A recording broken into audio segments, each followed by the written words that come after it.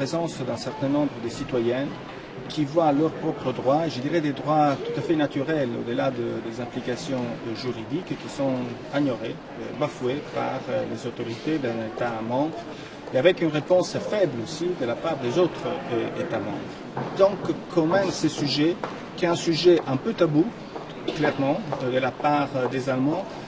doit sortir parce que c'est vraiment riche d'implications qui vont bien au-delà du droit des familles, bien au-delà du destin et des cas individuels des parents qui sont impliqués, mais qui commencent vraiment à préconiser un certain nombre de choses au niveau culturel et au niveau des relations entre différents États au sein de l'Union européenne. Dans la perspective des élections, ça vous semble un dossier finalement assez important? Très important parce que cette histoire, si ça va tomber dans les mains des anti-européistes, ça peut vraiment démontrer une certaine faiblesse de nos institutions. Mais il est clair, il y a toujours le soupçon que cette passivité ou cette manque de protagonisme des institutions européennes, notamment de la Commission, est aussi dû au rôle que l'Allemagne joue dans l'Union européenne. S'il s'agissait d'une agence